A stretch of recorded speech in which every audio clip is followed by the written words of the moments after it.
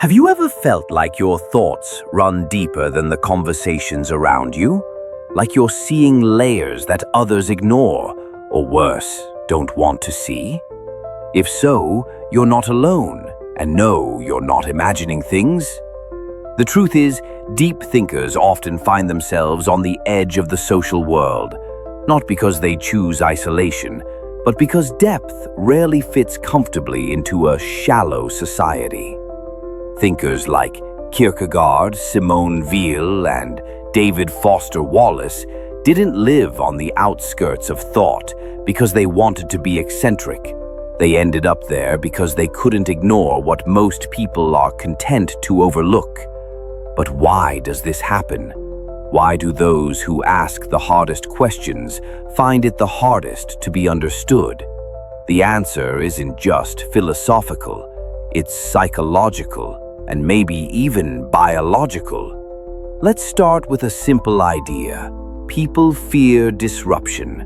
We're wired for stability, predictable patterns, agreeable conversations, shared assumptions. They keep things flowing smoothly. But a deep thinker introduces friction. They question the script. When you walk into a room and ask not, "How are you?" but "What does happiness even mean to you?" you've just broken the social contract. You've turned a routine moment into an existential one, and that's uncomfortable. See, when we meet someone who's more fit, we admire them. When we meet someone who's wealthy, we might feel envy, but not necessarily threatened. But when we encounter someone who thinks on a deeper level, someone who pierces through illusions we still cling to, it feels personal. Not because they intend to offend, but because they hold up a mirror, and in that mirror, we don't always like what we see. Psychologists call this cognitive dissonance. When someone's words, ideas, or even presence conflicts with our comfortable beliefs, our brain reacts, not with curiosity, but with defense. This is why deep thinkers are often misunderstood. They don't just challenge what people think, they challenge how people feel about what they think. Even in modern society, where we claim to value intelligence, the truth is, we prefer certainty over complexity, confidence over nuance, relatable over revelatory.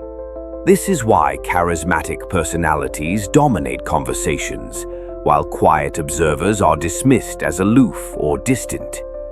It's not that they have less to say, it's that they refuse to shout over the noise. And here's the paradox. The deeper you see into reality, the harder it is to explain that reality to people who haven't seen it. It's like trying to describe color to someone who's only ever seen in black and white. That disconnect leads to loneliness, not the kind where you're physically alone, but the kind where you're surrounded by people who don't really hear you. Philosopher Jean-Paul Sartre once said, "Hell is other people." But perhaps he wasn't condemning people, maybe he was revealing the agony of being misunderstood, even when you're trying to connect. Deep thinkers don't isolate themselves because they dislike people. They do it because superficial interaction becomes exhausting. And pretending to care about things that don't matter, that feels like betrayal. But here's the twist, it's not hopeless. Because while society may push deep thinkers to the margins, those margins are also where truth lives, where breakthroughs happen, where art, philosophy, and transformation begin.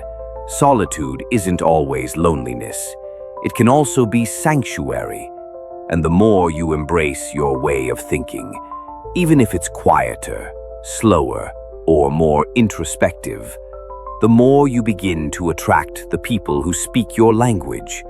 Not everyone is wired for depth, but some are, and they're out there, reading, writing, wondering, just like you.